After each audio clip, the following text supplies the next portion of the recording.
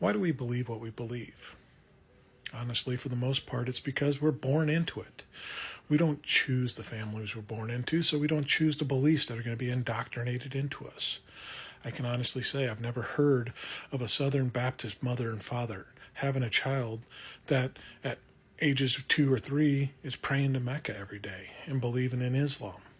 It just doesn't happen because that child's brought up in a Southern Baptist lifestyle, knows it, understands it, believes it because that's all they've ever known and learned. And that's how most of us come to our belief systems. I was Catholic for the first 18, 19 years of my life, simply for the fact that both my parents were Catholic. Later on, I made a choice.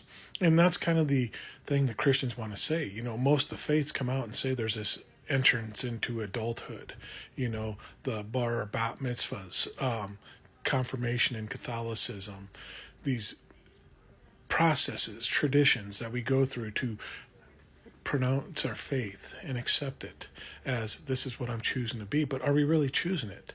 Are we just continuing on the path that was been set before us because of where we were born?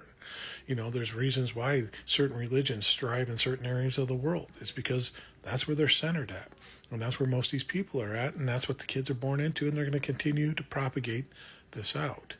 And it's not really a choice. So these belief systems that these people are strongly pushing out are just simply a tradition passed on from parents to parents. No more than being born in Nebraska. I was born and raised and still root for Nebraska football, Nebraska basketball, Nebraska baseball, and been very disappointed for a lot of years now. But it's just because this is where I was born and grew up, and that's what I was instilled into me from childbirth. And that's the same with religion. But what is the key? What is the thing here that we need to realize is that for a lot of us that deconstructed is that we started questioning. We started asking the questions and challenging our faith and our beliefs. And it's good practice for anyone on any belief that you have. It's not just religion, it's politics, it's, your idea on race in the world or anything that you hold as a firm belief in you has been instilled at you from some point or another unless you've challenged it and questioned it and looked for truths and grew and tried to understand why or how or anything like that better. And when you do that, you start getting a richer, more fulfilled look at what the world has to offer because you're allowing outside perspectives to influence you and look in and fill you in with their perspectives on things and how things are seen from their point of view and what else is out in the world to experience. And you're not so long in the bubble anymore. I think a key in life is being able to question, to challenge, because the only bad thing that can come from that is nothing. Because you're challenging yourself. And if you have a belief and you continue on in that belief, fantastic. It's just going to make it stronger.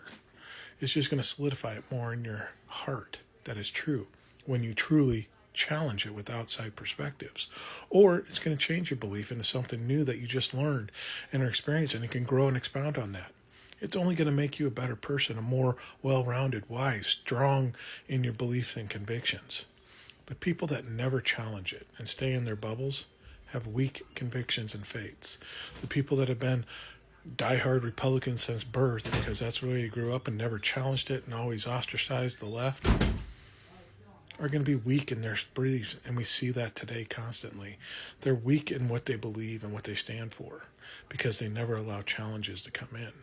When we can take from both sides and understand both and come in the middle and figure out what's right from all the garbage that's coming in from both sides, we'll be strong in what we believe in our convictions. I think the key to life is actually just to question it, challenge it, grow yourself, make yourself better. Because when we start to stop questioning our beliefs and challenging our beliefs, we start to obey what people are telling us is true. And when we obey, then we're easily controlled.